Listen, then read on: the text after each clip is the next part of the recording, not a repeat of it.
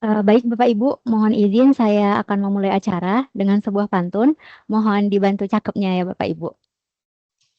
Kasih bolga lewat Masjid Raya, Cakep, singgah sebentar di Garoga. Izinkan cakep. saya memulai acara. Yang jawab salam, semoga masuk surga. Assalamualaikum Amin. warahmatullahi wabarakatuh. Selamat pagi, salam Waalaikumsalam. sejahtera, dan salam semangat untuk kita semua. Waalaikumsalam. Kami ucapkan terima kasih dan selamat datang kepada yang terhormat Bapak Ieng selaku Kepala KPPN Padang Sidempuan, Bapak dan Ibu para kuasa pengguna anggaran dan juga pengelola keuangan Satker Mitra Kerja KPPN Padang Sidempuan, yang terhormat Bapak Ibu narasumber dari KPPN Padang Sidempuan, serta seluruh peserta dan juga petugas yang telah bergabung secara daring melalui Microsoft Teams pada kegiatan hari ini. Seperti kata pepatah yang pernah diucapkan oleh Bapak B.J. Habibie, Presiden Republik Indonesia yang ketiga, keuangan negara yang sehat lahir dari pengelolaan yang transparan dan bertanggung jawab. Untuk itulah kita melaksanakan kegiatan press conference yang diadakan rutin setiap bulan sebagai bentuk transparansi dalam pengelolaan keuangan negara. Nah, pertama-tama kami ucapkan puji syukur kehadirat Tuhan Yang Maha Esa karena atas berkat rahmat-Nya kita dapat berkumpul secara daring pada kegiatan hari ini dalam acara press conference kinerja APBN periode November 2025. Kami ucapkan terima kasih kepada seluruh Bapak Ibu yang sudah meluangkan waktunya dan hadir tepat waktu pada kegiatan hari ini. Sebelumnya, mohon izin memperkenalkan diri. Saya Nabila Salma Marito dari Seksi Manajemen Satker dan Kepatuhan Internal KPPN Padang Sidempuan, dan saya akan memandu acara kita pada hari ini. Baik, Bapak Ibu, izinkan saya menyampaikan agenda penting kita pada kegiatan hari ini. Yang pertama, setelah sesi pembuka ini akan ada pemaparan press conference kinerja APBN periode November 2025, disertai dengan evaluasi pelaksanaan anggaran sampai dengan Desember 2025, yang nantinya akan disampaikan oleh Kepala KPPN Padang Sidempuan. Kemudian, setelah itu akan ada asistensi aplikasi Inaprok yang akan disampaikan oleh Ibu Angelica Odelia Sihombing. Kemudian nanti akan ada sosialisasi penyelesaian UP, TUP, dan akun setoran sisa UPTUP yang akan dipaparkan oleh Bapak Muhammad Zaid Al-Faqih. Kemudian terakhir nanti akan ada sosialisasi pelaksanaan RPATA sesuai PMK nomor 84 tahun 2025 yang akan disampaikan oleh Bapak Urip Sanyoto. Nah, sebelum penutup nanti kita akan melakukan diskusi dan juga tanya jawab. Berikut untuk agenda kita Bapak Ibu, mohon perhatiannya untuk dapat mengikuti rangkaian acara dengan seksama karena nanti akan ada banyak informasi penting yang disampaikan oleh para narasumber. Semoga seluruh rangkaian kegiatan dapat berjalan lancar dan memberikan manfaat untuk kita semua yang mengikuti kegiatan pada hari ini.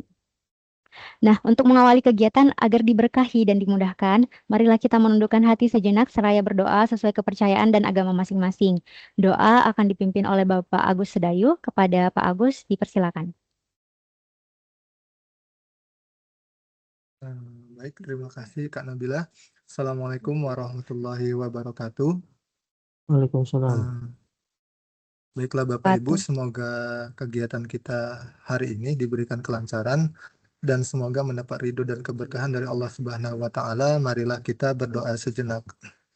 A'udzubillahi minasyaitonirrajim. Bismillahirrahmanirrahim. Alhamdulillahirabbil alamin wassalatu wassalamu ala asyrafil anbiya'i wal mursalin wa ala alihi wa sahbihi ajma'in. Ya Allah ya Rahman, kami hamba-hambamu yang lemah berdoa memohon kepadamu. Allah ya Ghafurur Rahim. Ya Allah ya Rahim, puji syukur kami atas segala rahmat dan nikmat yang telah Engkau limpahkan kepada kami. Berikanlah kami kesehatan, kekuatan dan semangat sehingga kami senantiasa dapat melaksanakan amanah, tugas dan pekerjaan dengan jujur, baik dan benar. Tugas yang akan kami pertanggungjawabkan di dunia dan di akhirat. Wahai Allah, Engkau yang Maha Pelindung. Berikanlah perlindungan-Mu kepada kami, jauhkanlah kami dari sifat malas dan lalai. Jauhkanlah kami dari perbuatan dan pekerjaan yang tidak Engkau ridhoi. Perbuatan yang merugikan kami dan merugikan negara kami. Ya Allah, jadikanlah negeri ini sebagai negeri yang aman, negeri yang penuh keberkahan. Berikanlah petunjuk kebenaran untuk kami dan para pemimpin kami. Dan berilah kami kekuatan untuk mengikuti petunjuk kebenaran-Mu, ya Allah. Ya Allah, jadikanlah segala urusan kami berakhir dengan kebaikan. Dan lindungilah kami dari bencana dunia dan akhirat. Wahai Rob kami mohon kepadamu kebaikan hari ini dan kebaikan di hari sesudahnya. dan kami berlindung kepadamu dari keburukan hari ini dan keburukan di hari sesudahnya. Berikanlah keberkahan dan kelancaran pada kegiatan kami ini, dan semoga kegiatan ini memberikan manfaat untuk kami dan negara kami, ya Allah. Ya Allah, ya Mujib, perkenankanlah doa dan permohonan kami. Kabulkanlah doa-doa kami, ya Allah. Rabbana atina fid dunya hasanah, wa fil akhirati hasanah, wa qina azabannar. Wa sallallahu ala sayyidina Muhammad wa ala alihi wa sahbihi wa sallam. Walhamdulillahi rabbil alamin. Terima kasih Bapak Ibu. Assalamualaikum warahmatullahi wabarakatuh. Waalaikumsalam warahmatullahi wabarakatuh. Terima kasih kepada Pak Agus. Semoga kegiatan hari ini diberikan kemudahan dan kelancaran. Selanjutnya, marilah kita menyanyikan lagu Kebangsaan Indonesia Raya. Kami mohon untuk seluruh hadirin duduk dengan sikap sempurna sembari menyanyikan lagu Indonesia Raya dari tempat masing-masing. Kepada operator, kami persilakan.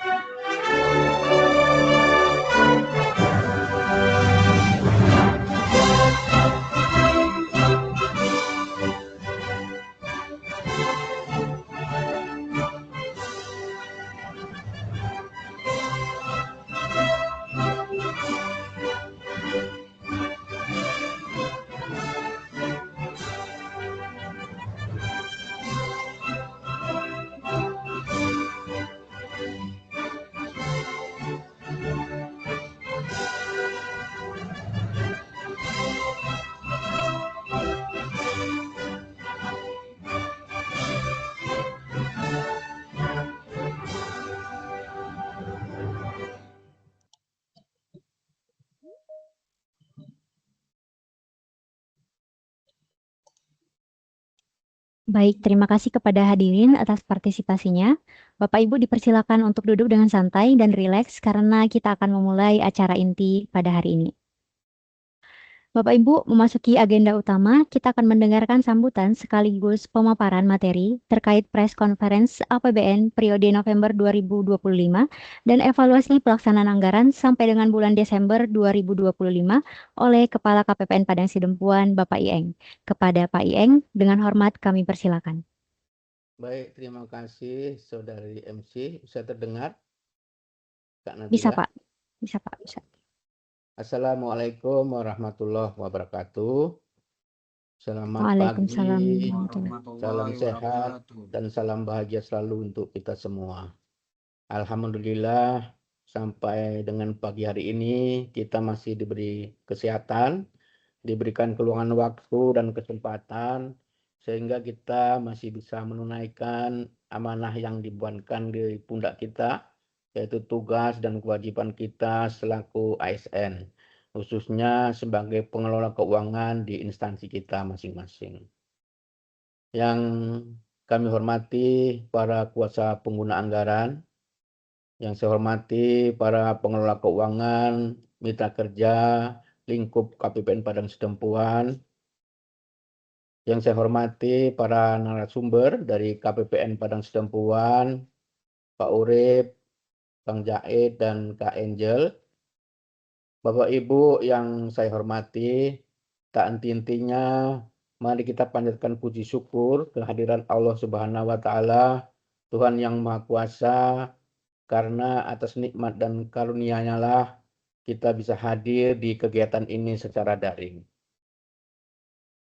meskipun secara daring, namun kami yakin tetap tidak akan mengurangi esensi dari kegiatan ini. Hari ini KPPN Sedempuan akan mengadakan kegiatan. Adapun kegiatannya yang pertama adalah press release kinerja APBN sampai dengan bulan November 2025 di wilayah kerja KPPN Padang Sedempuan. Kemudian nanti akan dilanjutkan dengan evaluasi pelaksanaan anggaran sampai dengan 15 Desember 2025. Kemudian disusul sosialisasi INAPROK, kemudian sosialisasi RPATA, kemudian ada juga penyelesaian UP dan TUP di akun ya, dan akun setoran tahun anggaran 2025. Saya berharap Bapak Ibu selalu diberikan kesehatan sehingga dapat melaksanakan tugas dan kewajibannya dengan baik. Pada kesempatan yang baik ini juga saya mengucapkan terima kasih untuk kehadiran Bapak Ibu semuanya yang sudah meluangkan waktu untuk kegiatan yang penting hari ini. Saya yakin, saya paham hari ini Bapak Ibu pastinya sibuk karena akhir tahun anggaran, tapi masih menyempatkan waktu untuk mengikuti kegiatan hari ini. Ada beberapa hal Bapak Ibu yang ingin saya sampaikan pada kesempatan yang baik ini, sekaligus untuk mengingatkan kepada kita semua. Yang pertama Bapak Ibu sekalian, saat ini kita sudah memasuki pertengahan bulan Desember. Ini berarti pelaksanaan anggaran tahun 2025 segera akan berakhir. Lebih kurang tinggal 9 hari kerja lagi, sementara batas pengajuan SPM akan berakhir lebih kurang 5 hari kerja lagi. Dan kita semua, baik KPPN maupun Satker, kami dari KPPN berharap sangat dapat melewati tahun anggaran 2025 ini dengan baik tanpa kendala, tanpa permasalahan yang dapat mencederai kinerja kami di tahun 2025. Begitu juga Satker pastinya berharap juga akhir tahun 2025 ini dapat dilewati dengan baik dan tidak meninggalkan permasalahan di kemudian hari. Oleh karena itu, berangkat dari keinginan yang sama, berangkat dari harapan yang sama, di penghujung akhir tahun anggaran 2025 ini, mari kita tingkatkan komunikasi kita tingkatkan koordinasi kita, mari kita tingkatkan kepedulian kita di dalam pengelolaan keuangan di instansi kita masing-masing. Jika sekiranya Bapak Ibu mendapatkan kendala, ada permasalahan di dalam pelaksanaan anggarannya, mohon proaktif segera komunikasikan kepada kami, KPPN Padang Sedempuan, untuk mendapatkan solusi terbaiknya. Kami juga berharap mari kita saling support, saling memberikan dukungan untuk capaian kinerja kita masing-masing, sehingga tahun 2025 dapat memberikan capaian yang terbaik untuk instansi kita masing-masing. Kami juga berharap para kuasa pengguna anggaran, para pejabat perbendaharaan, para pengelola keuangan, baik itu PPK, PPSPM, bendahara dan operator, diharapkan tidak melakukan perjalanan dinas ke luar kota, karena sekiranya dibutuhkan akan lebih mudah untuk dikondisikan. Selanjutnya, sebagai bentuk saling mengingatkan untuk kebaikan bersama, kami mohon Bapak Ibu lihat dan perhatikan pengumuman di grup WA yang dibuat KPPN dalam rangka koordinasi, seperti grup Salak bagi PPK, PPSPM, bendahara dan operator, dan grup Salumpat buat kuasa pengguna anggaran. Jangan sampai di-scroll tapi belum dibaca, karena batas-batas setiap tanggal-tanggal penting kami sampaikan di grup WA yang kami buat sebagai reminder buat Satker. Seperti halnya minggu ini, Bapak Ibu sekalian, dari mulai tanggal 15, Senin, hingga Jumat, tanggal 19 Desember, penuh dengan tanggal-tanggal penting. Mohon diperhatikan kalender LLAT yang kami bagikan ke masing-masing grup WA Bapak Ibu sekalian. Saya kira itu sambutan saya sebagai pembuka acara atau kegiatan ini. Selanjutnya akan saya sampaikan press conference kinerja APBN wilayah kerja KPN Padang Sidempuan sampai dengan November tahun 2025. Sekaligus evaluasi pelaksanaan anggaran sampai dengan 15 Desember 2025.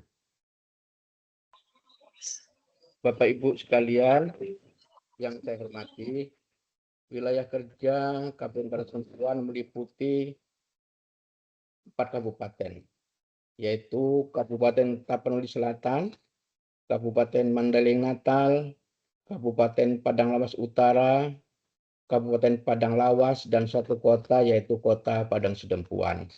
Sementara Satker Kementerian atau lembaga wilayah kerja KPN Padang Sidempuan yang ada di 5 wilayah pemerintah daerah ini berjumlah 120 Satker.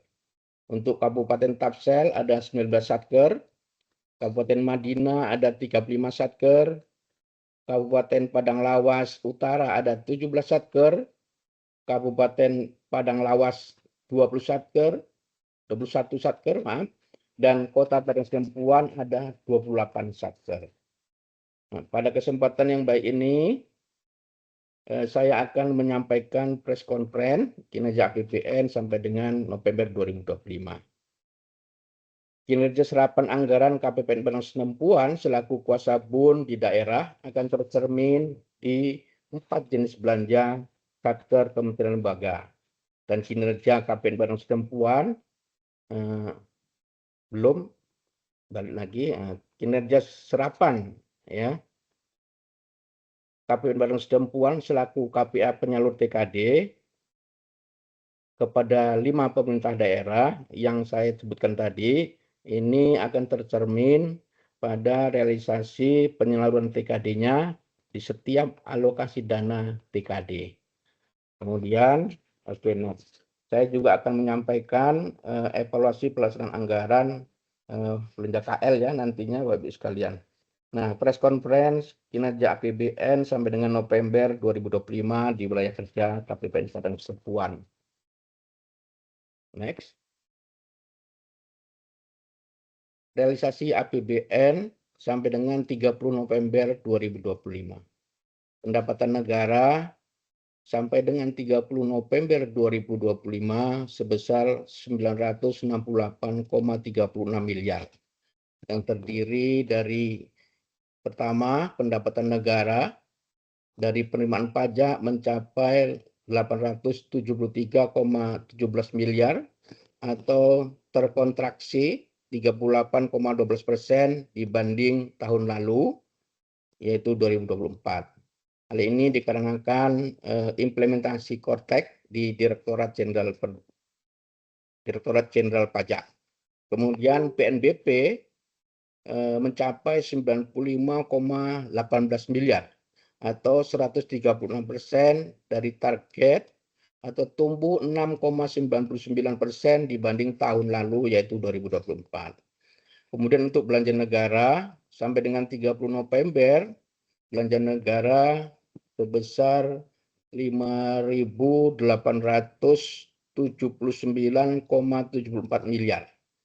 Belanja negara ini terdiri dari 2, yaitu belanja pemerintah pusat atau belanja KL ini mencapai 898,83 miliar atau terkontraksi 25,32% dibanding tahun lalu 2024. Untuk belanja TKD-nya mencapai 4.980,90 miliar atau terkontraksi 8,10% dibanding tahun lalu tahun 2024. Pada periode yang sama tentunya. Penurunan belanja ini dikarenakan adanya kebijakan pemerintah terkait efisiensi anggaran di tahun 2020. Oke, next. Pendapatan negara. Nah, Bapak Ibu sekalian, pendapatan negara sampai dengan 30 November 2025 adalah 968,36 miliar.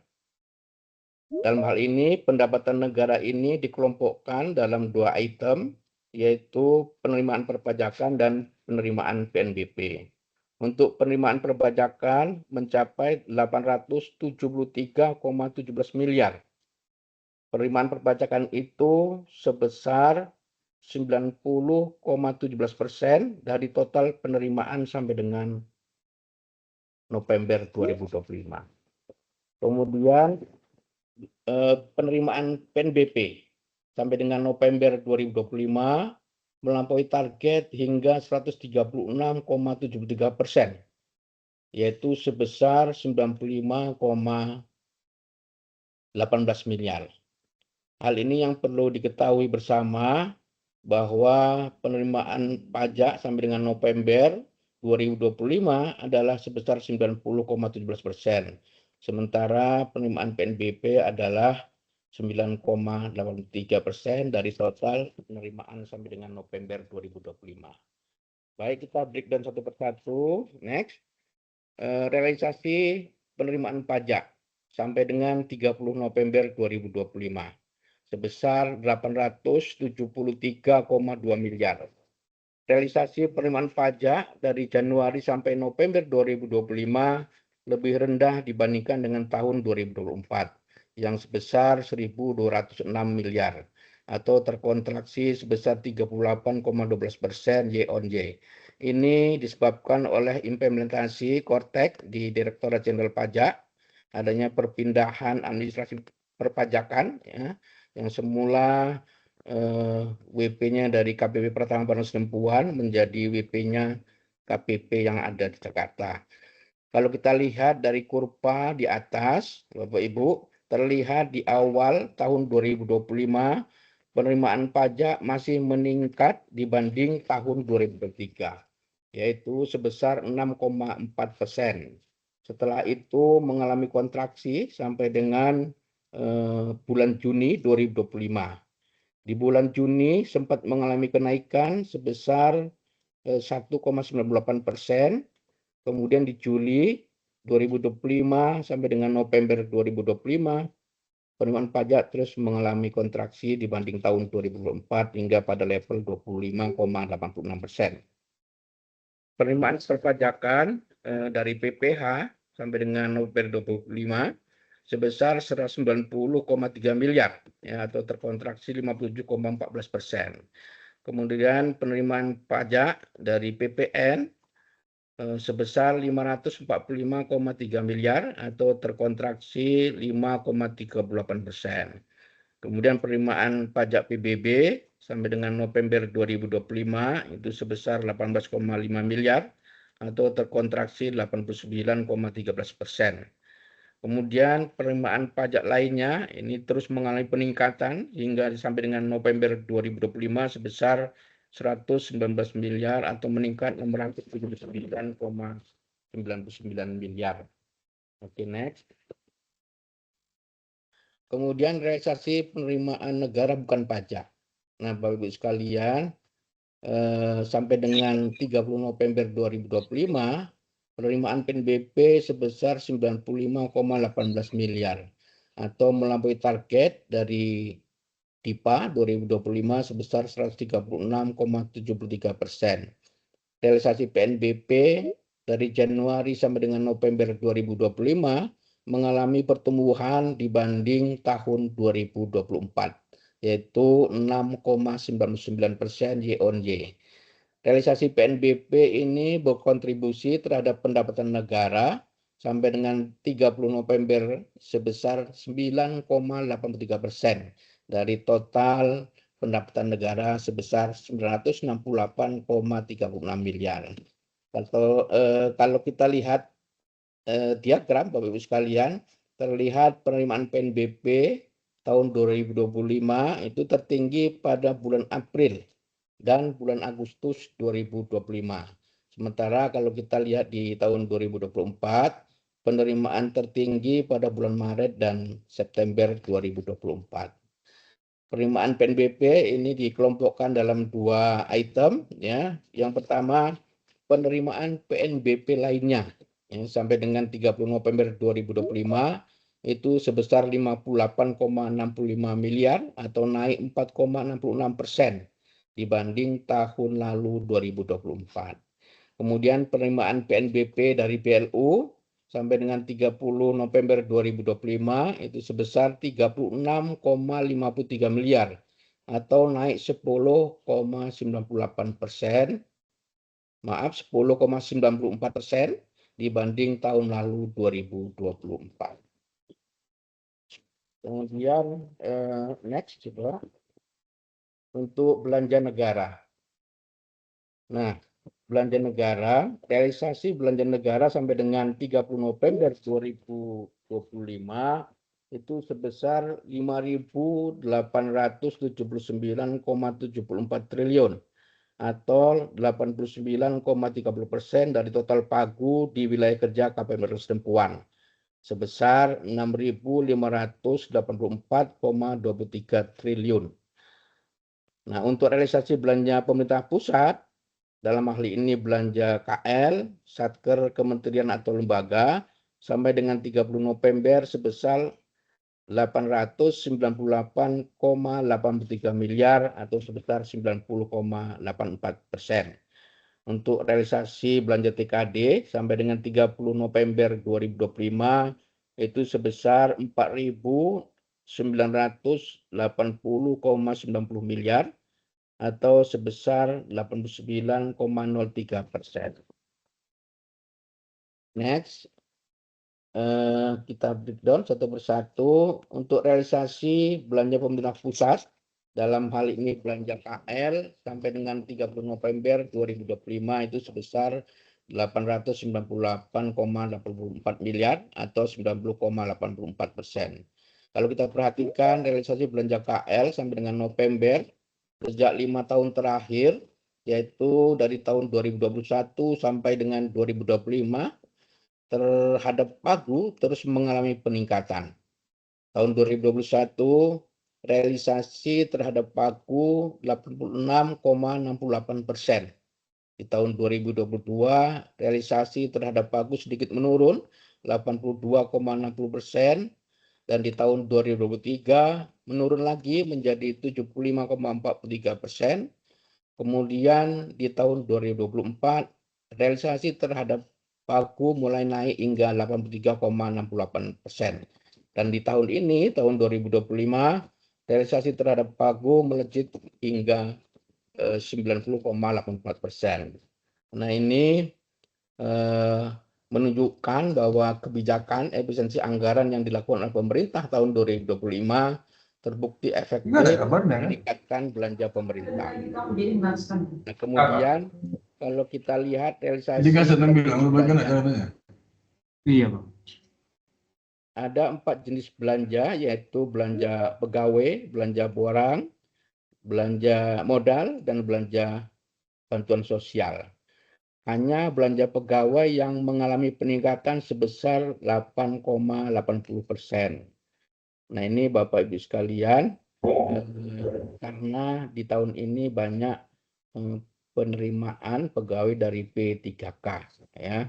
Kita lihat satu persatu, Bapak Ibu sekalian, untuk belanja 51, realisasi 631,17 miliar atau 99,96%. Atau tumbuh 12,74% dibanding sampai dengan November tahun 2024. Kemudian untuk belanja barang, realisasinya 231,88 miliar atau 47,88%. Kemudian untuk belanja modal, realisasi 13,79 miliar atau 86,57%. Untuk belanja bansos, realisasi 21,98 miliar atau 98,93%. Oke, next. Selanjutnya untuk transfer ke daerah. Belanja transfer ke daerah sampai dengan 30 November 2025 sudah terrealisasi 4.980,90 miliar atau 89,03%. Perkembangan dana TKD dari Januari sampai dengan November sejak 2022, realisasi belanja TKD terus mengalami peningkatan. Di tahun 2022 belanja TKD tumbuh 20,78%, tahun 2023 tumbuh 271,05%, tahun 2024 tumbuh 10,84%, dan di tahun 2025 mengalami penurunan realisasi menjadi 7,49%, yang merupakan imbas dari kebijakan pemerintah terkait dengan efisiensi anggaran. Namun, kalau kita lihat dari 6 jenis belanja TKD, sampai dengan 30 November, dana bagi hasil yang disalurkan mengalami peningkatan atau kenaikan 92,86%. Begitu juga DAK non-fisik yang mengalami kenaikan 23,58% dibanding tahun lalu 2024. Sementara untuk alokasi DAU, DAK fisik dan dana desa serta dana insentif fiskal yang realisasinya sampai dengan November 2025 mengalami penurunan. Nah, ini seiring dengan penurunan pagu sebagai konsekuensi kebijakan efisiensi anggaran.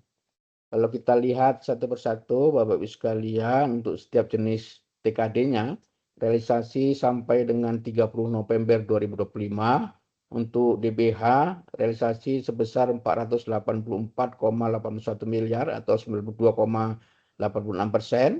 Untuk DAU, realisasi 2.848,49 miliar atau 95,03%. Kemudian DAK fisik, realisasi 64,18 miliar atau 62,73%, dan DAK non fisik realisasi 865,89 miliar atau 91,05%. Untuk DD atau dana desa realisasi 695,48 miliar atau 69,52%. Kemudian dana insentif fiskal, ya, dana insentif fiskal realisasi 22,04 miliar. Ini sudah 100%. Oke, selanjutnya saya akan sampaikan evaluasi pelaksanaan anggaran sampai dengan 15 Desember 2025.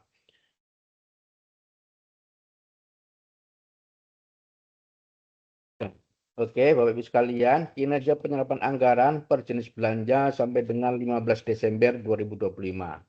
Ini sesuai surat kami tempo hari nomor S771 garing KPN 0205 garing 2025 tanggal 19 November 2025 yang merupakan tindak lanjut dari nota dinas Direktur Pelaksanaan Anggaran nomor 1561 garing PB.2 garing 2025 tanggal 14 November 2025 yang isinya menyampaikan penyesuaian indikator penyerapan anggaran triwulan 4 2025.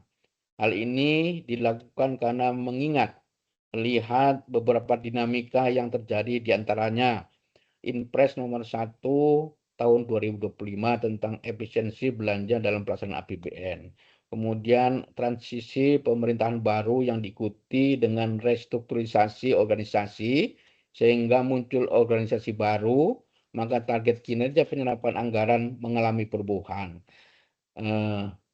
Kinerja penyerapan anggaran mengalami perubahan menjadi belanja 51 targetnya menjadi 85% dari pagu, belanja barang 80% dari pagu, belanja modal 70% dari pagu, dan belanja bansos atau 57 tetap 95%. Oleh karena itu, sampai dengan Desember, ya 15 Desember 2025, kinerja penyerapan anggaran belanja 51, 52, 53, dan 57 telah mencapai 100% dari target triwulan.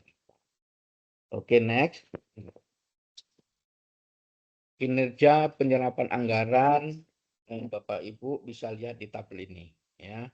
Untuk belanja 51, 52, 53, dan 57 telah terrealisasi dari target triwulan 4 100%. Kemudian Bapak Ibu sekalian, realisasi penyerapan ini tidak termasuk Satker BLU ya, atau di wilayah kerja kita ada satu Satker yaitu Winsada. Nah, karena penyerapan anggaran di Satker BLU tidak termasuk penilaian kinerja IKPA bagi BLU. Kami mengucapkan terima kasih yang sebesar-besarnya kepada Bapak Ibu sekalian yang telah memberikan kinerja penyerapan terbaiknya di tahun 2025. Sekarang tinggal bagaimana Satker Bapak Ibu sekalian bisa melewati akhir tahun anggaran 2025 dengan smooth, dengan tidak meninggalkan permasalahan di belakang rantai. Oke, next. Untuk itu, saya mohon maaf kepada Bapak Ibu sekalian, ikuti terus grup WA yang kami buat, yaitu grup Salak ya dan grup Salem 4, memperhatikan informasi terupdate ya dalam rangka akhir tahun anggaran. Kemudian Bapak Ibu sekalian, deviasi halaman 3 DIPA ya. Salah satu indikator yang lemah ya di wilayah kerja Kabupaten Sidempuan yaitu deviasi halaman 3 DIPA. Meskipun untuk bulan Desember ini nilai deviasi tidak dihitung, namun tetap kami tampilkan Bapak Ibu sekalian untuk melihat kondisi terakhir ya, deviasi halaman 3 DIPA. Kemudian berdasarkan nota dinas Dir PA Bapak Ibu sekalian, untuk satker-satker di wilayah yang terdampak bencana alam ya, seperti Sumatera Utara, Sumatera Barat dan Aceh ini mendapat relaksasi nilai untuk deviasi halaman 3 DIPA. Ya, kalau kita lihat slide ini Bapak Ibu sekalian, salah satu jenis belanja yang realisasinya jauh melampaui rencana ya atau melampaui RPD adalah belanja 51. Nah, ini sampai dengan deviasinya 23,4 miliar. Ini disebabkan karena banyaknya penerimaan atau pelantikan para ASN baru yaitu P3K ini Bapak Ibu sekalian. Oleh karena itu, Bapak Ibu sekalian, saya berharap tahun depan, tahun 2026, mohon diperhatikan dan dihitung, direncanakan penarikan dananya setiap bulannya, terutama untuk belanja 51 ya Bapak Ibu sekalian. Saya kira itu yang dapat saya sampaikan pada penghujung tahun 2025 ini. Semoga apa yang saya sampaikan, yang kami berikan pada hari ini menjadi pembelajaran yang penting, jadi informasi yang penting dan bermanfaat bagi kita semua. Saya mohon maaf sekiranya saya sampaikan kurang berkenan di hati Bapak Ibu sekalian, maka saya mohon maaf atas kekurangan dan kesalahan. Tetap sehat, tetap semangat. Billahi taufik wal hidayah. Wassalamualaikum warahmatullahi wabarakatuh. Waalaikumsalam warahmatullahi wabarakatuh. Terima kasih kami sampaikan kepada Bapak Ieng atas paparan yang sangat informatif terkait informasi APBN kita sampai dengan November 2025 dan juga evaluasi kinerja dari Satuan Kerja.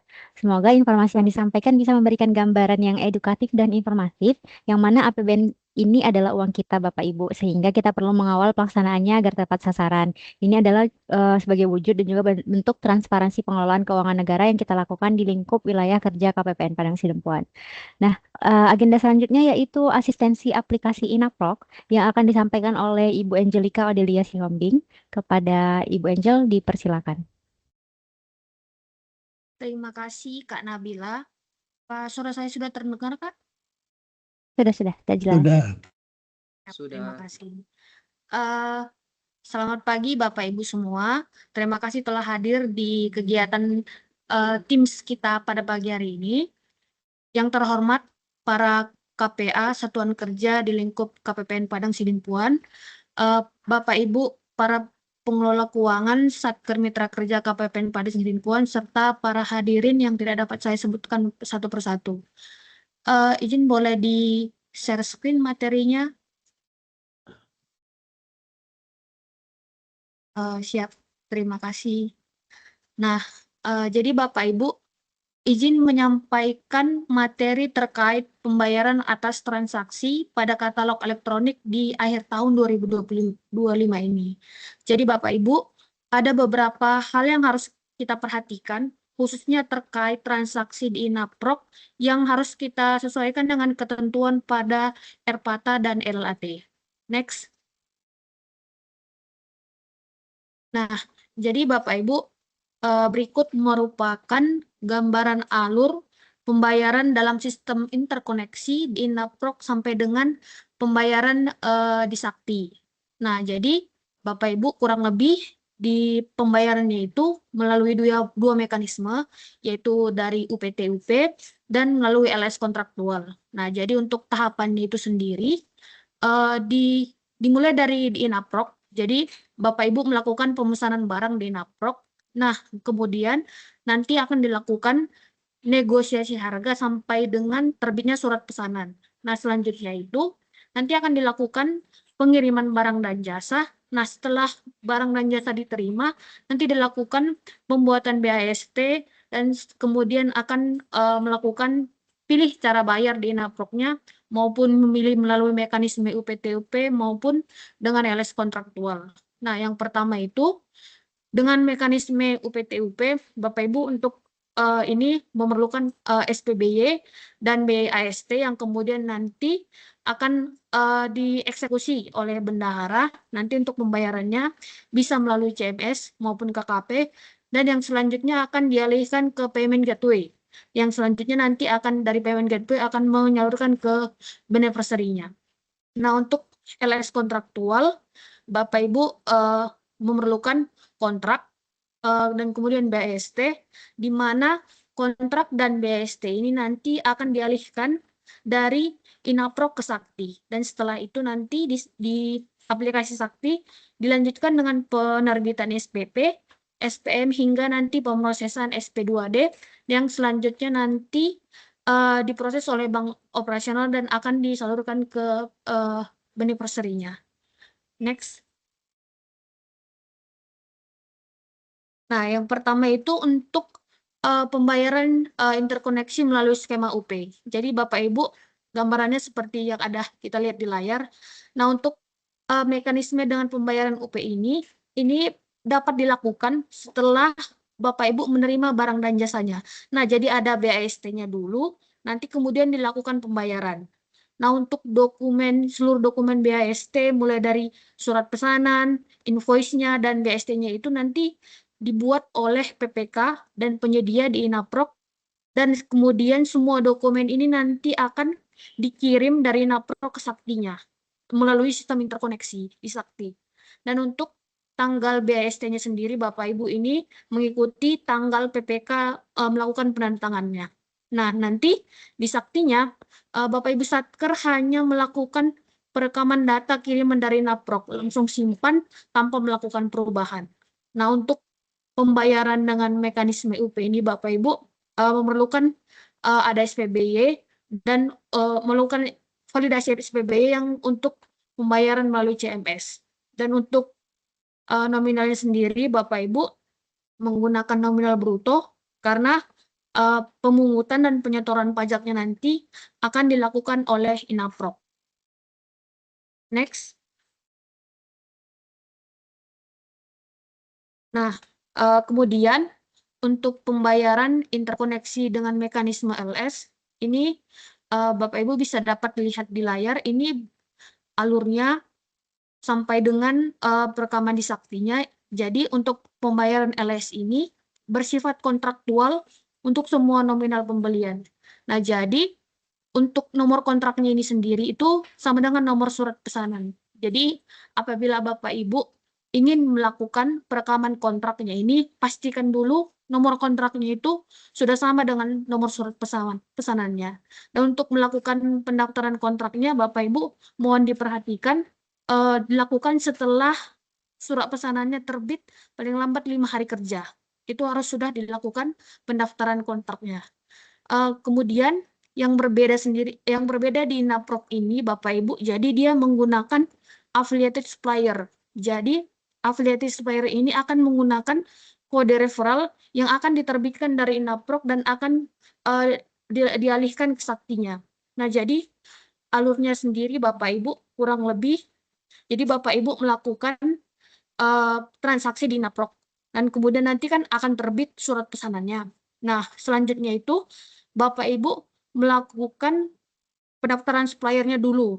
Nah, pendaftaran suppliernya ke KPPN, setelah itu setelah selesai semua nanti Bapak Ibu akan melakukan perekaman kontrak sampai dengan proses selesai perekaman kontrak di Sakti, dan setelah terbit nomor kontrak CAN-nya dari KPPN, setelah itu Bapak Ibu melakukan perekaman invoice BST nanti di Inaprok-nya, dan selanjutnya akan diinput secara interkoneksi ke Saktinya, dan setelah itu Bapak Ibu akan melanjutkan semua mulai dari supplier, kontrak, dan BST-nya akan otomatis masuk ke Saktinya, dan selanjutnya Bapak Ibu akan melanjutkan dengan perekaman SPP sampai dengan pembuatan SPM hingga SP2D. Jadi kurang lebih alurnya seperti itu Bapak Ibu.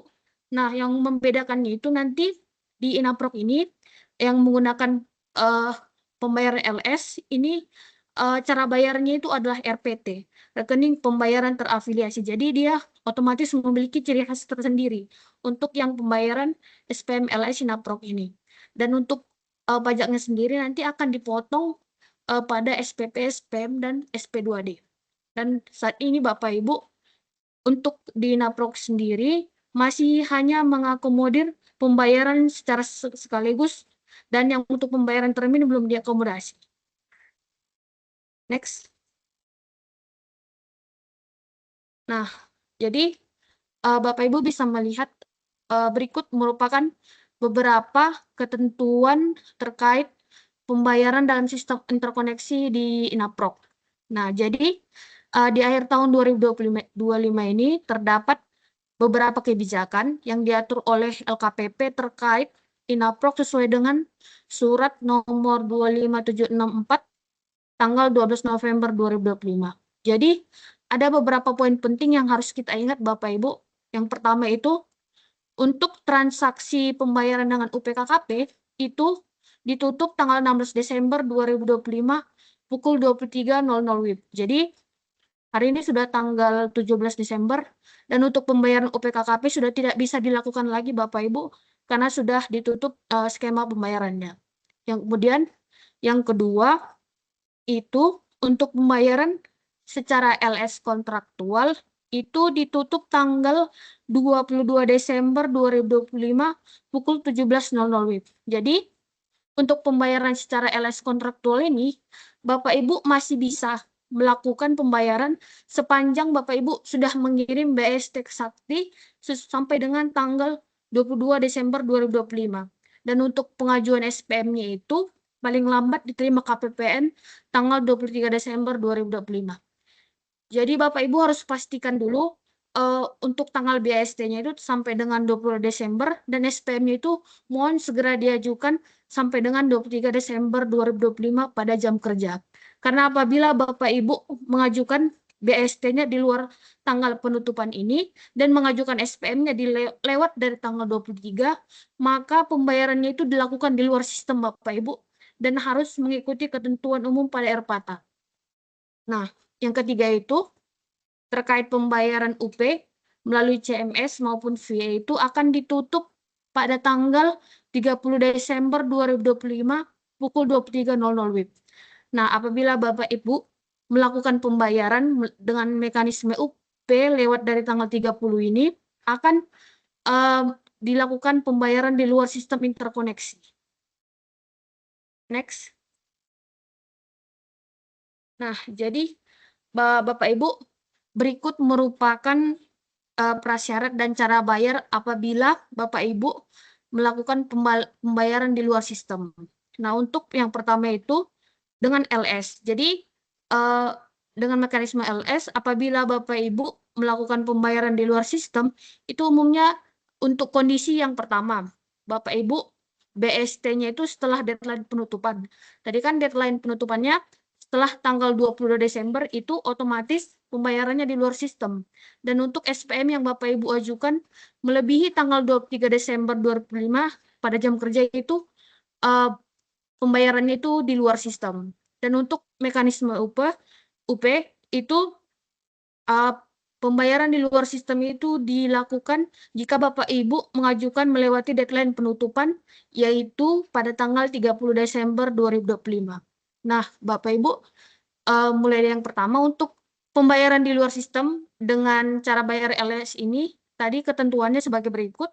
Yang pertama itu mengikuti ketentuan umum SPM LS kontraktual, kemudian mengikuti ketentuan SPM akhir tahun, kemudian mengikuti ketentuan pengaturan bayar patah, kemudian untuk SPM-nya lagi digunakan dengan cara bayar normal Bapak Ibu, yaitu melalui SP2D bukan melalui RPT lagi. Kemudian dibayarkan ke rekening penyedia saja karena tadi dalam sistem interkoneksi dia kan disalurkan ke 3 beneficiary. Nah, untuk di luar sistem ini hanya dibayarkan ke penyedia saja. Dan Bapak Ibu harus mengikuti ketentuan pelaporan terkait INAPROK. Nah, untuk ketentuannya bisa diakses pada link yang ada di materi ini, dapat diakses pada link tree yang ada di kolom chat ya Bapak Ibu. Kemudian untuk pembayaran dengan UPT-UP, jadi Bapak Ibu harus memastikan kecukupan alokasi dana UPT-UP Bapak Ibu. Selanjutnya, untuk nominalnya sendiri, yang disalurkan itu nominal neto dilakukan dari rekening bendahara ke rekening penyedia.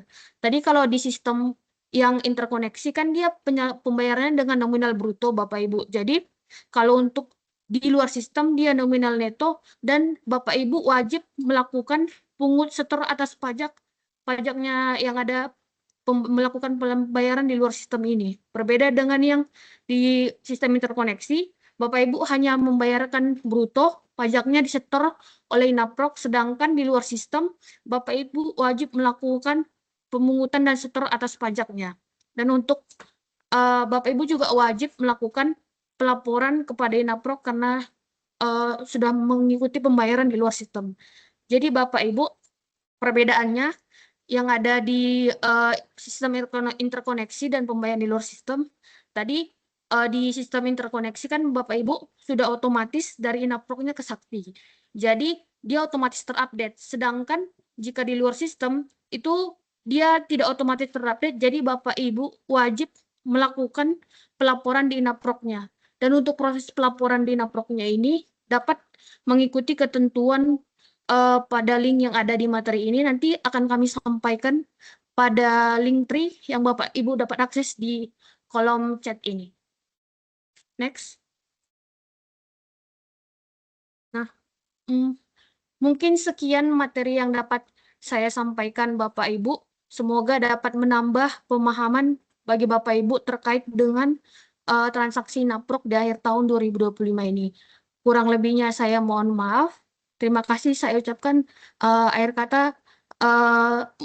mohon maaf, dan apabila ada pertanyaan dan apabila Bapak Ibu ingin berdiskusi bisa dapat kita diskusikan lebih lanjut. Terima kasih, saya kembalikan ke Kak MC. Baik, terima kasih kepada Kak Angel atas informasi yang disampaikan terkait aplikasi INAPROK, yang mana aplikasi ini adalah hal baru bagi kita Bapak Ibu, sehingga mungkin masih perlu pemahaman dan saling berbagi ilmu. Nanti juga diharapkan dengan adanya asistensi ini bisa memberikan manfaat bagi Bapak Ibu dalam memahami aplikasi INAPROK ini sebagai aplikasi pengadaan barang dan jasa yang akan kita gunakan. Nah, untuk Bapak Ibu yang memiliki pertanyaan, nanti kita akan buka di sesi tanya jawab di akhir setelah selesai pemaparan materi dari narasumber lainnya. Nah, langsung saja selanjutnya kita masuk ke agenda sosialisasi penyelesaian UPT-UP dan akun setoran sisa UPT-UP yang akan dipaparkan oleh Bapak Muhammad Zaid Al-Faqih. Kepada Pak Zaid, dipersilakan. Baik, terima kasih. Izin Bapak Ibu share screen.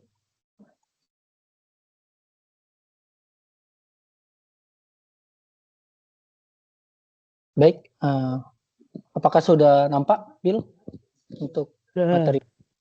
Sudah. Oke, baik.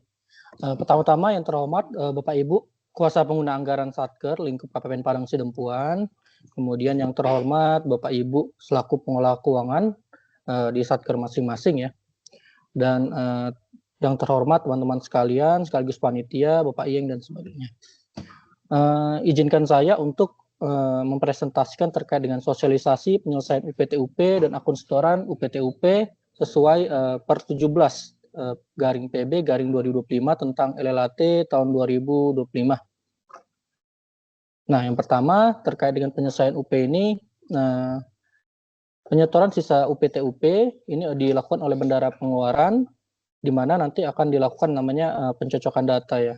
Nah, untuk penyetoran sisa UPTUP ini ke kas negara, Bapak Ibu wajib menyampaikan paling lambat tanggal 31 Desember 2025 pukul 22.00 waktu setempat.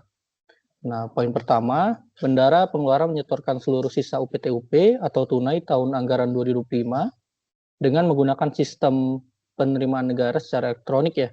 Nah, ini paling lambat tanggal 31 Desember 2025 pukul 22.00 waktu setempat dengan menggunakan akun pengembalian UP atau TUP. Kemudian, Bendahara Pengeluaran wajib melakukan pencocokan data UP atau TUP dengan KPPN sebelum melaksanakan penyetoran untuk mengetahui kebenaran nilai sisa UPTUP atau tunai yang harus disetor, yaitu untuk posisi sisa UP atau TUP periode tanggal 31 Desember 2025 pukul 15.00 waktu setempat.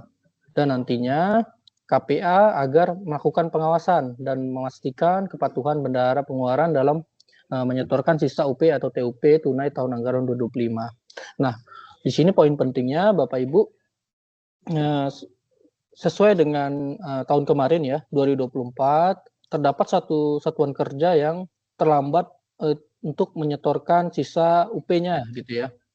Nah, ini berdampak kepada laporan keuangan dari sisi Satker maupun dari sisi KPPN seperti Bapak Ibu. Nah, mungkin bagi Bapak Ibu yang bendahara ya, ini agar memproyeksikan ya, berapa besaran yang akan dikwitansikan dan berapa besaran yang akan disetorkan seperti itu. Dan agar segera menginput kwitansi UP-nya ini atau TUP-nya di tahun 2025 sehingga nanti ketahuan sisa UP-TUP yang harus disetorkan. Dan apabila memang tidak sempat untuk mencatat kwitansi UP atau TUP-nya, agar dibuat skenario ya untuk kwitansinya yang akan dibayarkan dan sisa yang akan disetorkan seperti itu, sehingga nanti tidak melewati tanggal 31 Desembernya dan menjadi saldo kas bendahara yang tersisa sampai tahun anggaran 2026. Kemudian penyelesaian UP-nya untuk SPM GUP atau GUP nihil atau PTUP nihil ya. Ini paling lambat diterima KPPN tanggal 8 Januari 2026. Nah, kemudian batas akhir yang akan diselesaikan oleh KPPN nanti tanggal 12 Januari 2026. Poin pertamanya di sini, pengajuan SPM GUP nihil dan SPM PTUP disampaikan setelah tahun anggaran 2025 berakhir. Nah, nanti SPM-nya itu diberi tanggal 31 Desember 2025 ini secara otomatis ya. Dan pada uraian SPM ditambahkan frasa pengesahan atas pertanggungjawaban UP-TUP tunai tahun anggaran 2025.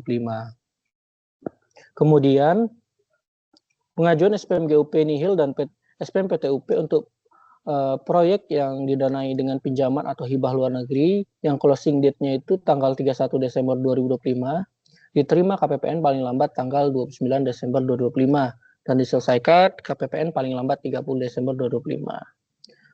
Poin ketiga, dalam hal Satker tidak memperoleh DIPA pada tahun anggaran berikutnya, namun masih terdapat UP-TUP yang belum dipertanggungjawabkan dan atau sisa UP-TUP tunai yang belum disetorkan sampai batas waktu, nanti Kepala KPPN menyampaikan surat teguran kepada kuasa pengguna anggaran. Nah, ini mohon diperhatikan, Bapak Ibu jangan sampai kelewatan nih deadline-nya. Seperti itu, jangan sampai ada sisa kas bendahara yang belum disetorkan sampai dengan tanggal 31 Desember pukul 22.00.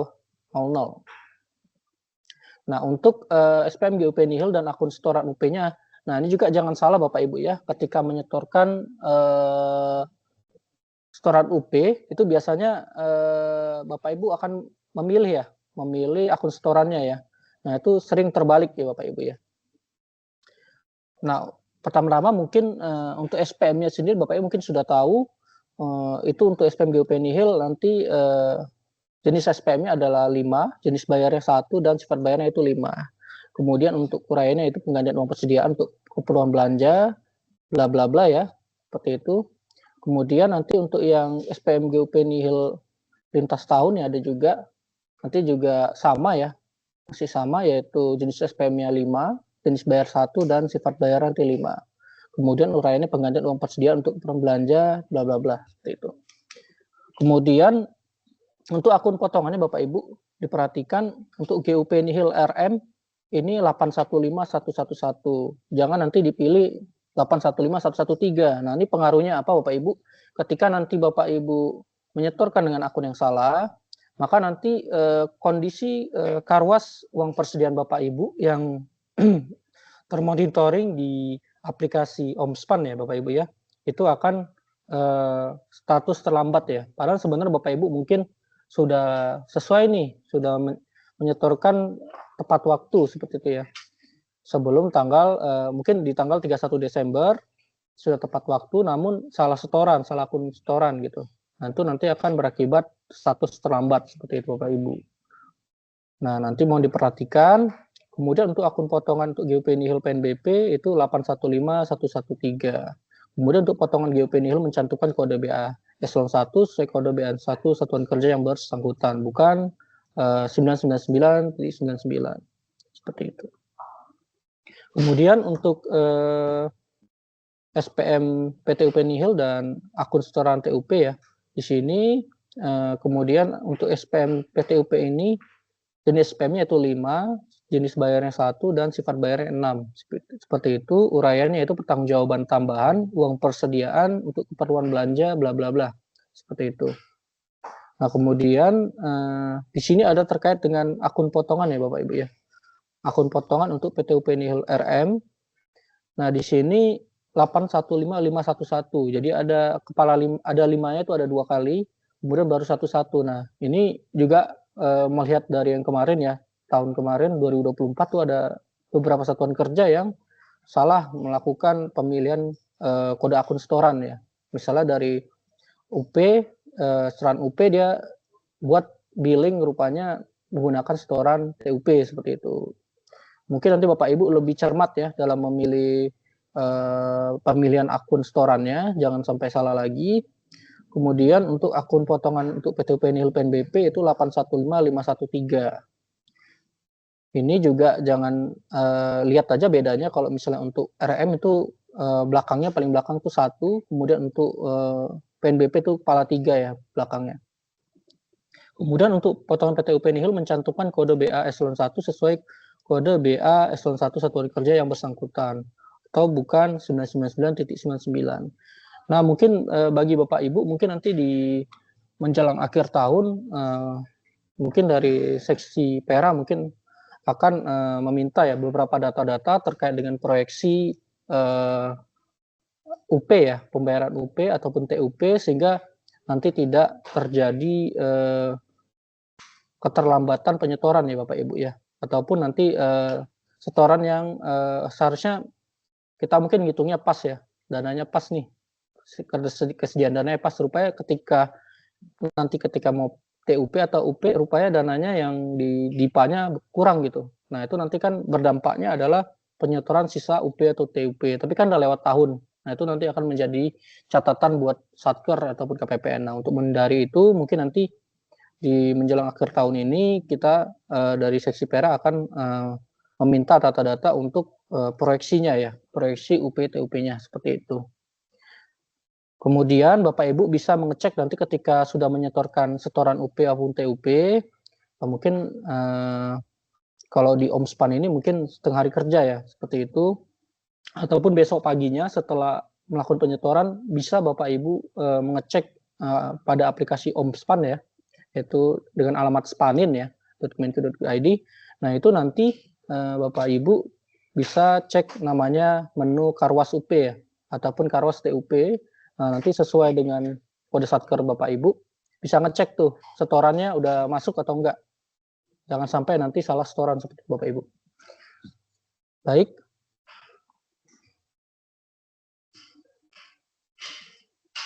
Mungkin itu saja yang bisa saya sampaikan Bapak Ibu.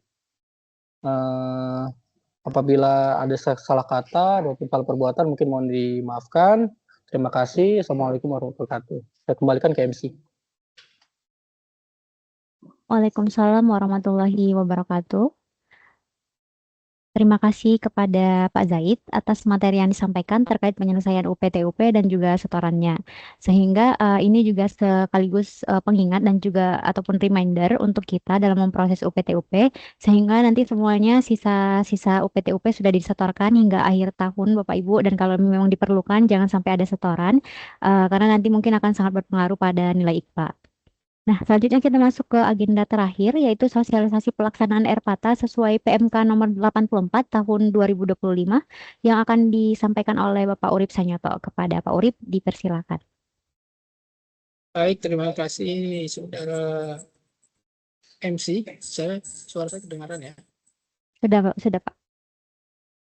Yang pertama yang kami hormati Pak Ieng selaku Kepala KPN Padang Sidempuan, Bapak Ibu Kuasa Pengguna Anggaran Satker Mitra Kerja KPN Padang Sidempuan, Bapak Ibu para pengelola keuangan Satker Lingkup Padang Sidempuan, dan juga kawan-kawan narasumber dan juga tim dari KPN Padang Sidempuan.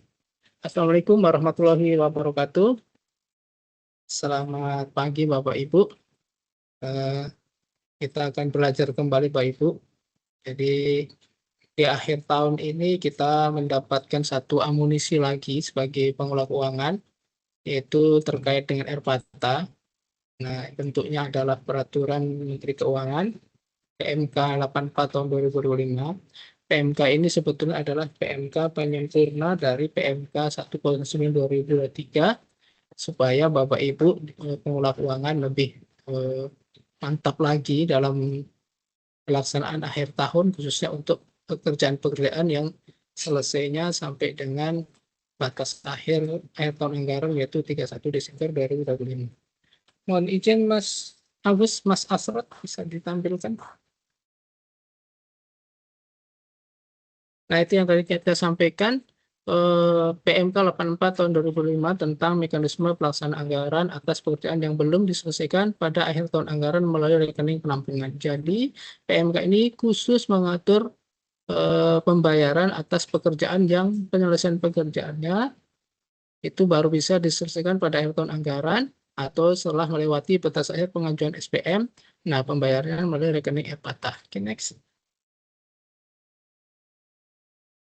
Agenda yang kita pelajari pada hari ini, yang pertama ada pembayaran pekerjaan tahun, kemudian perubahan substansi dari PMK 109 2023 untuk PMK 84 2025, kemudian nanti sedikit tentang sistematika pengaturan di PMK, dan proses bisnis RPATA dan RPATA BRU.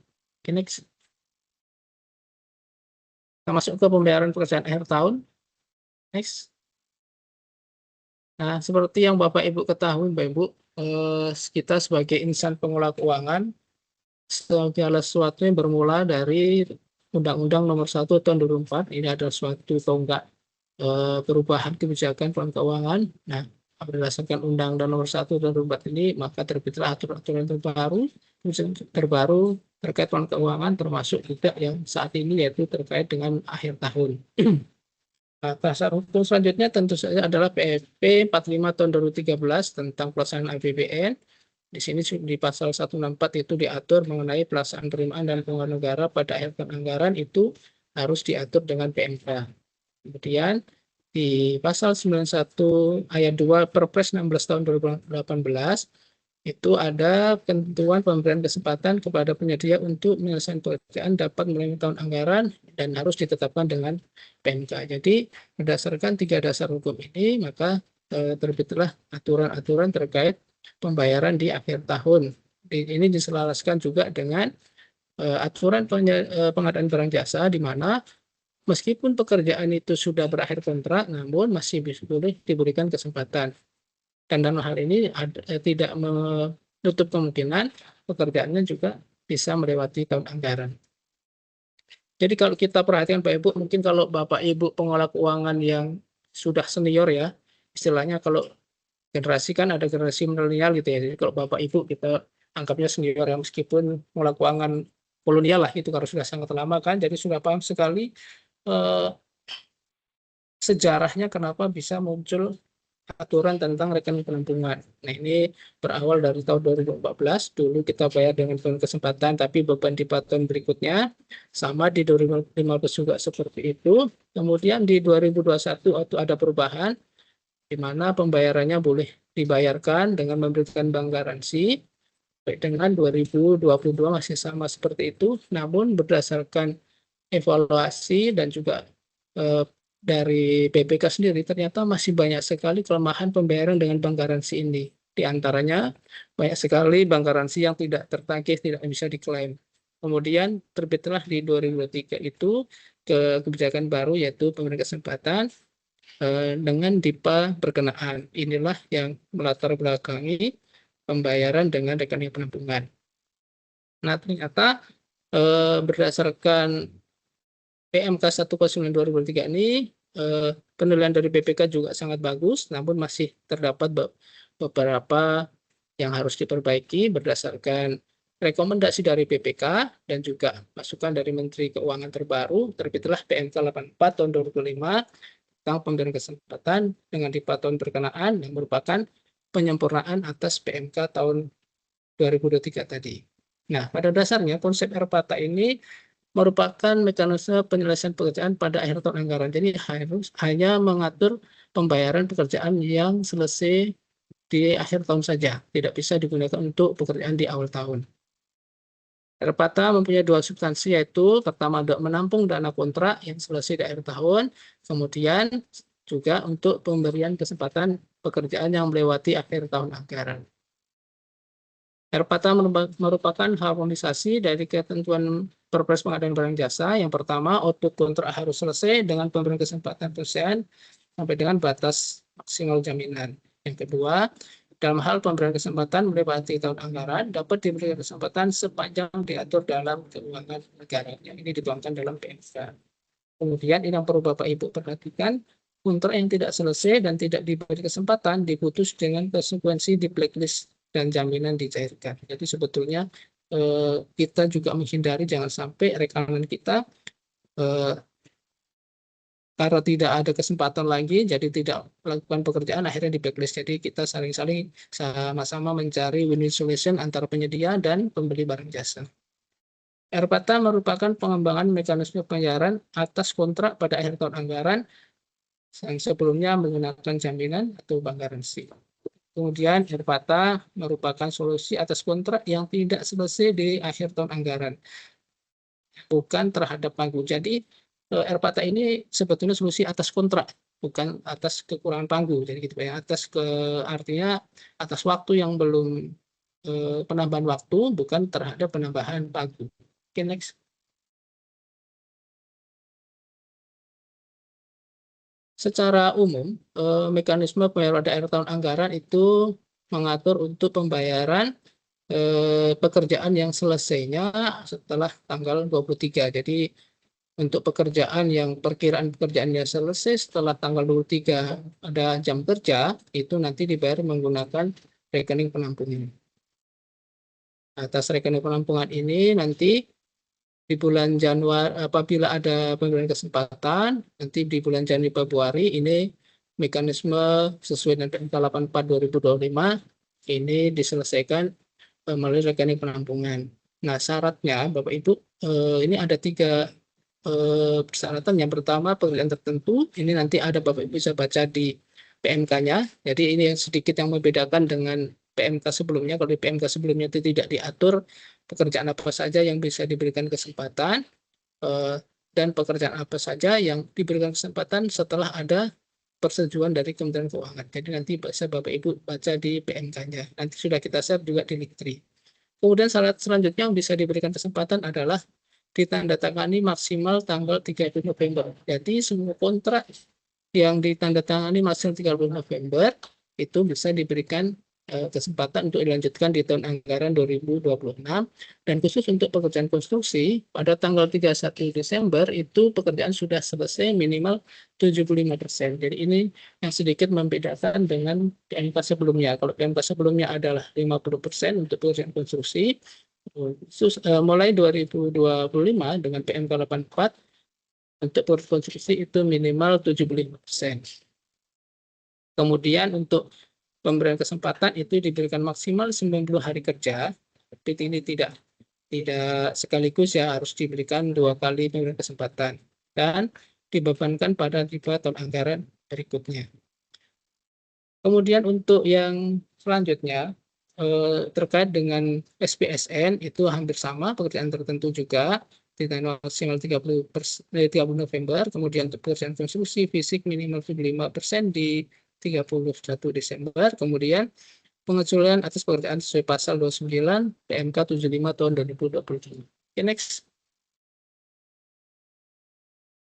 Ini simulasi RPATA akhir tahun anggaran 2005 di bulan Desember, Pak Ibu. Kalau Bapak Ibu perhatikan di layar, itu di tanggal 23 Desember, sesuai dengan Perjanjian langkah-langkah anggaran, itu ada kemungkinan ada 2 kondisi. Yang pertama, kondisi pertama adalah pekerjaan itu sudah BST di jam kerja.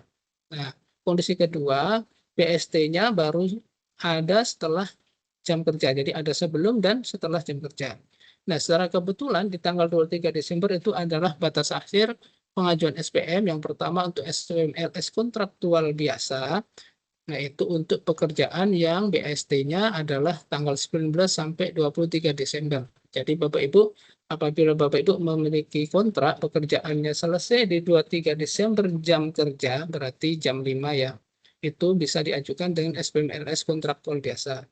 Namun kalau ternyata BST-nya itu tanggal 23 Desember setelah jam kerja, maka inilah yang nanti harus dibayarkan menggunakan dana RPATA. Jadi untuk pekerjaan yang selesainya jam 2, begitu hari kerja berakhir, Bapak Ibu, ternyata belum ada proses pekerjaan, maka bisa dipastikan perkiraan pekerjaannya adalah tanggal 23 setelah jam kerja sampai 31 Desember. Inilah nanti yang harus dibayarkan dengan mekanisme RPATA.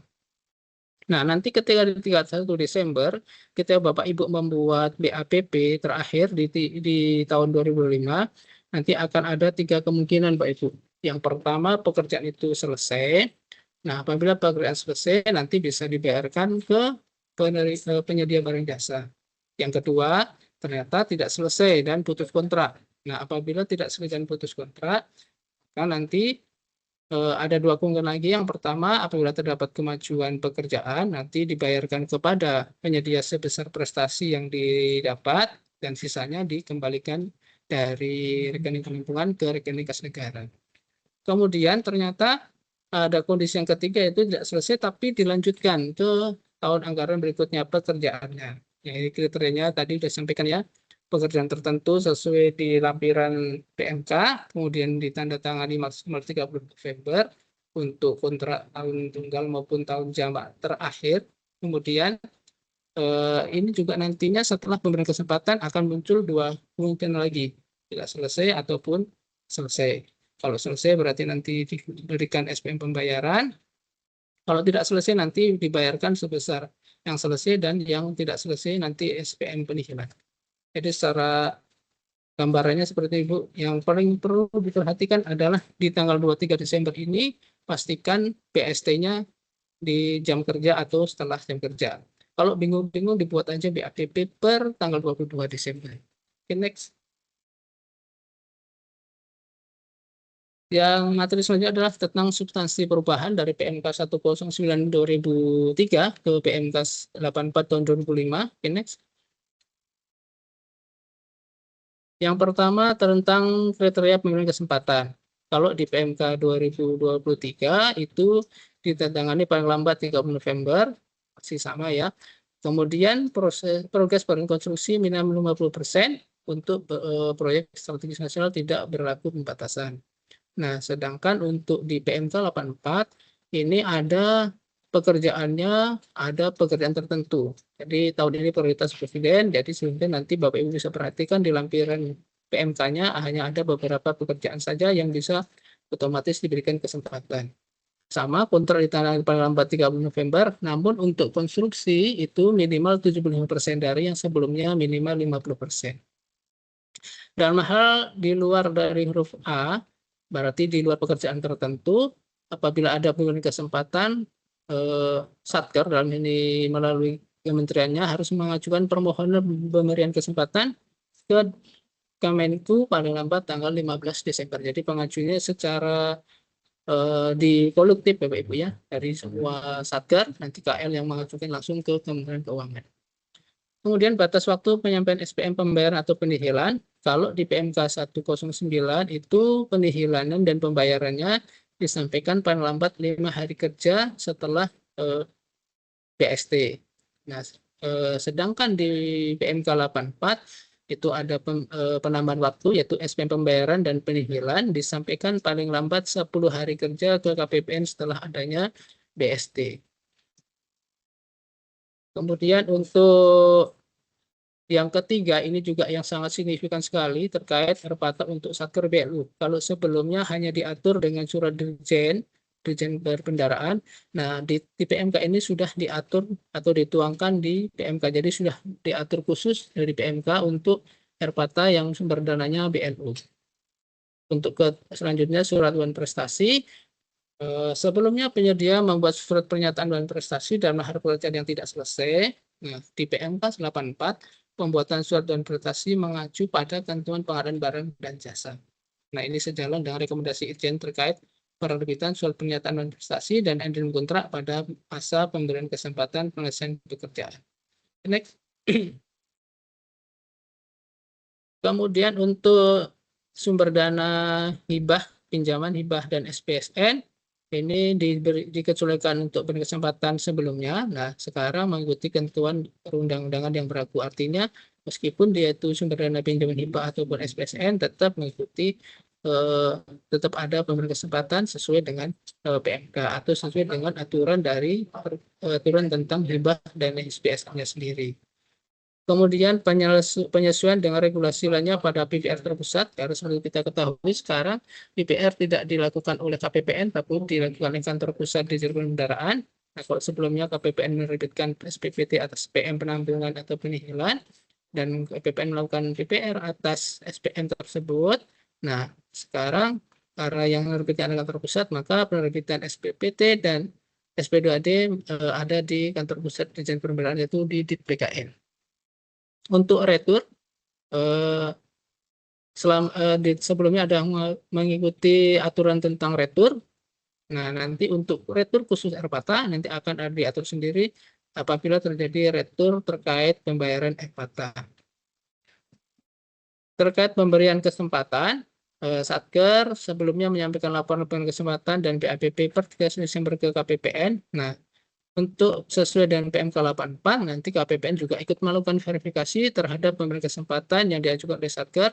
Nah, verifikasi dilakukan sesuai ketentuan pemberian kesempatan, dan nanti juga sudah ada monitoring dan verifikasi dilakukan oleh sistem informasi atau melalui Sakti atau Mensakti, atau nanti mungkin melalui My Interest. Oke, next. Kita ke sistematika pengaturan PMK, Bapak Ibu. Next. Ini per babnya kita skip aja, next. Nah, kita langsung masuk ke materi. Nah, apa sih itu rekening penampungan? Jadi rekening penampungan adalah untuk RPATA, jadi sesuai dengan yang kita sampaikan tadi, di PMK 84 sudah ada pengaturan tentang RPATA untuk dana BLU dan RPATA untuk non-BLU. Jadi untuk RPATA sendiri adalah rekening milik kendaraan negara untuk menampung dana atas penyelesaian pekerjaan yang direncanakan diserah terimakan oleh batas akhir pengajuan tagihan kepada negara sampai dengan 31 Desember. Ini khusus untuk dana non-BLU. Nah, sedangkan untuk RPATA BLU itu mengatur pembayaran melalui rekening penampungan untuk satker-satker yang membayarkan dengan dana BLU. Jadi di PMK ini juga ada aturan terkait RPATA untuk sumber dana non-BLU dan RPATA BLU khusus untuk sumber dana BLU. Next. Secara umum ketentuannya tadi sudah disampaikan ada dua rekening penampungan yaitu RPATA dan RPATA BLU. Untuk pengelolaan RPATA-nya itu kriteria RPATA digunakan untuk sumber dana selain PNBP BLU. Kemudian diperkirakan pekerjaannya selesai antara 23 sampai dengan 31 Desember. Pekerjaan tidak selesai bisa diberikan kesempatan. Kemudian untuk pelaksanaan akhir anggaran sampai dengan akhir tahun. Penampungan dananya pertama PPK membuat SPP penampungan, kemudian nanti dilanjutkan SPM penampungan yang diajukan oleh PPSPM. Yang menjadi perhatian Bapak Ibu untuk pengajuan SPM penampungan ini harus dilampiri dengan SPTJM penampungan. Nah, tapi Bapak Ibu tidak usah khawatir karena SPTJM-nya sudah dihasilkan langsung dari aplikasi Sakti.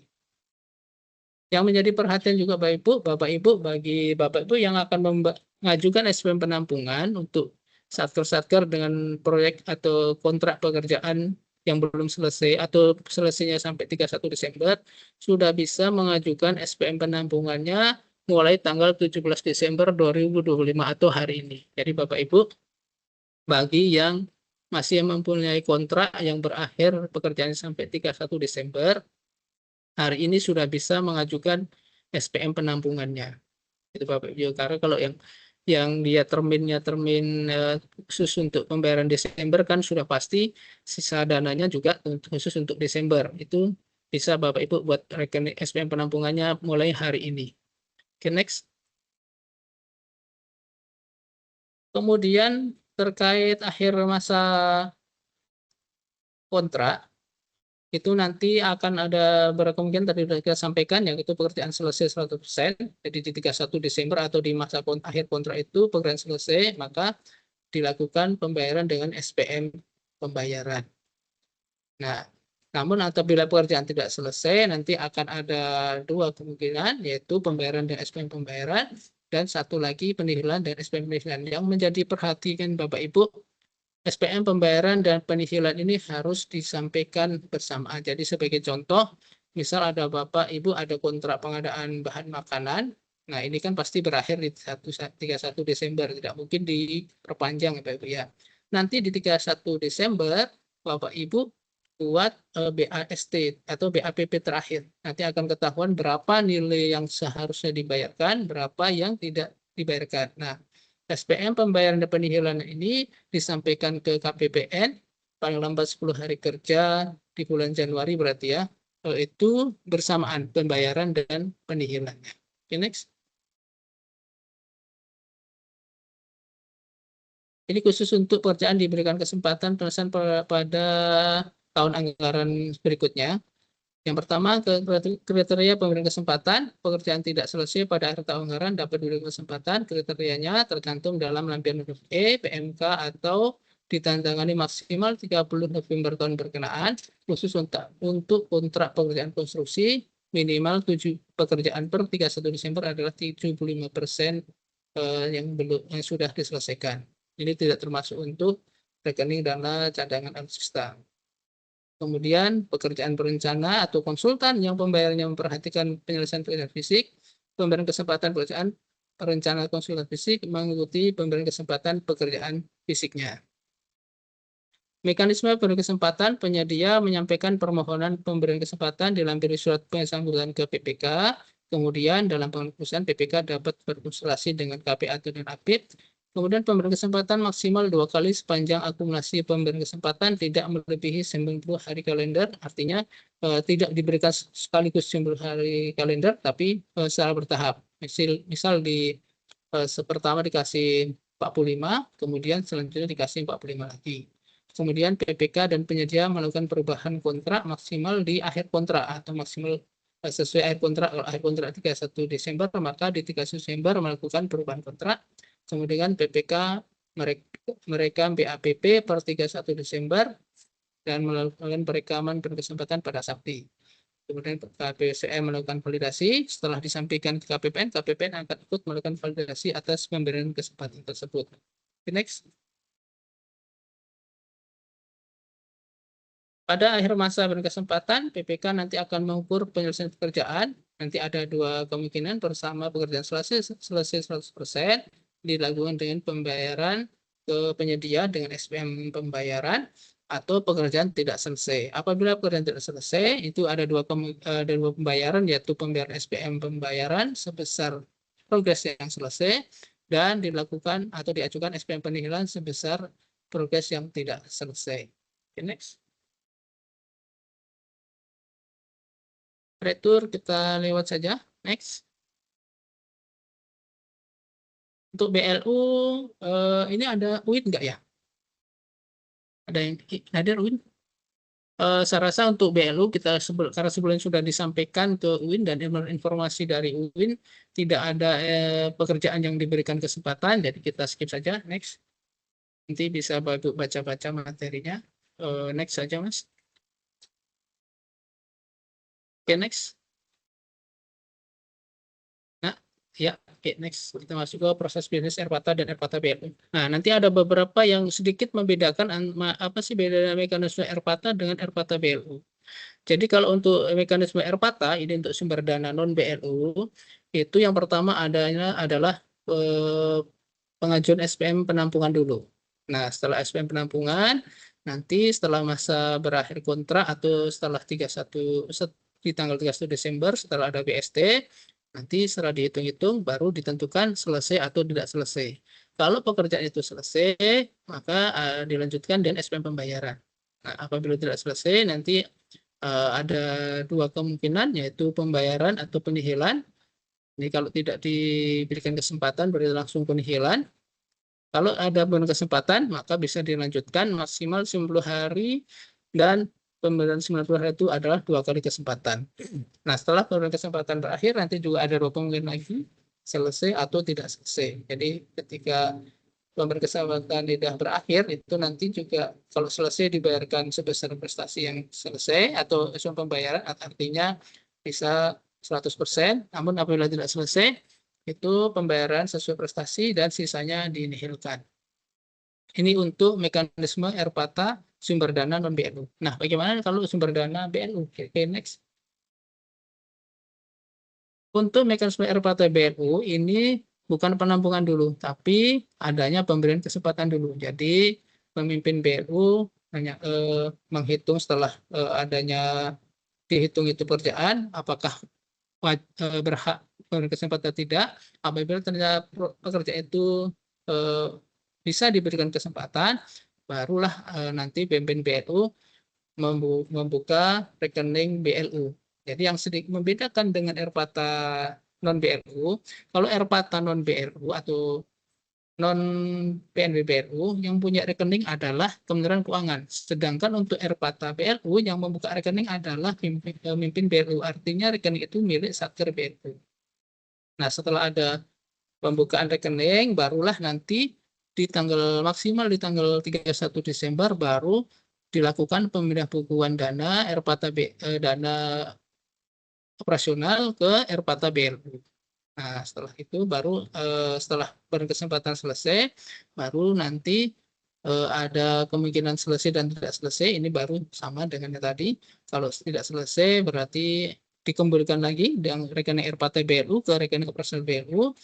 Nah, kemudian pemindah bukuan dana dan denda disahkan dengan SP3B BLU. Sedangkan apabila selesai, langsung disalurkan dari Airpata BLU ke penyedia. Nah, apabila ada denda disahkan sebagai pendapatan BLU. Jadi yang membedakan pertama adalah kalau Airpata non BLU itu penampungan dulu baru nanti kesempatan. Kalau BLU ada kesempatan baru nanti ada penampungan. Okay, next. Airpata BLU next saja. Nah, kita langsung ke lampiran Pak Ibu. Tadi kita sampaikan apa saja pekerjaan-pekerjaan tertentu yang bisa diberikan kesempatan tanpa persetujuan dari Kementerian Keuangan. Ini bisa Bapak Ibu perhatikan di layar. Ada 23 pekerjaan. Nampaknya di KPPN Pendidikan tidak ada pekerjaan ini.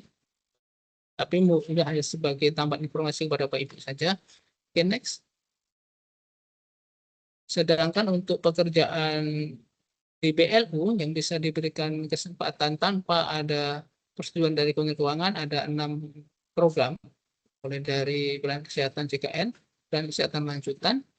Program pendidikan tinggi kebetulan untuk KPN Padang Sidempuan hanya ada kemungkinan hanya ada 2 program pendidikan tinggi dan pendidikan tinggi dan pelatihan vokasi. Okay, next. Nah, di kesempatan ini juga kami menyampaikan Pak Ibu, tak bosan-bosan kami menyampaikan kepada Bapak Ibu, mohon Bapak Ibu, ini juga hasil dari survei ternyata Bapak Ibu berdasarkan survei yang kami sampaikan ke Bapak Ibu, masih ada Bapak Ibu yang mengisi atau memilih di KPPN Padang Sidempuan masih ada biaya. Jadi perlu kami sampaikan lagi, sampai saat ini atau seluruh pelayanan di KPPN Padang Sidempuan, Bapak Ibu tidak perlu lagi memberikan biaya kepada kami karena kami sudah digaji Bapak Ibu, jadi sama sekali tidak ada biaya yang kami pungut kepada Bapak Ibu. Nah, apabila Bapak Ibu masih ternyata menemui ada pemberian biaya kepada kami, mohon Bapak Ibu bisa disampaikan langsung ke kami Bapak Ibu melalui sarana pengaduan yang ada di halaman selanjutnya, Mas. Next.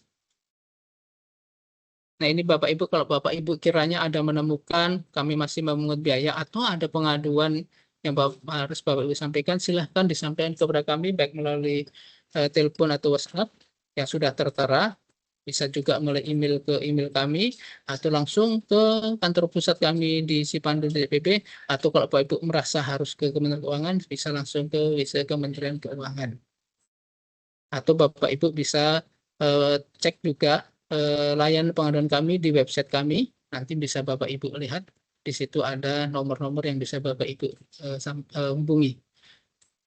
Demikian Bapak Ibu yang bisa kami sampaikan terkait Erpata, meskipun tidak semua satker ada membiar Erpata, paling tidak bisa menambah wawasan Bapak Ibu, mana tahu di tahun berikutnya Bapak Ibu ada mengelola pekerjaan atau kontrak yang akhirnya atau berakhirnya sampai dengan akhir tahun anggaran. Demikian bisa kami sampaikan, kurang lebihnya mohon maaf. Kami kembalikan lagi kepada Mbak MC, silahkan Nabila. Terima kasih. Assalamualaikum warahmatullahi wabarakatuh. Waalaikumsalam warahmatullahi wabarakatuh. Terima kasih kepada Pak Urip atas paparan materinya. Jadi Bapak Ibu, Erpata ini adalah mekanisme penyelesaian pekerjaan yang ada di akhir tahun anggaran, sehingga sangat perlu kita perhatikan setiap ketentuannya agar nanti kita dapat menindaklanjuti segala pembayaran pekerjaan di akhir tahun ini dengan aman dan juga lancar. Nah, kita masuk ke agenda terakhir Bapak Ibu.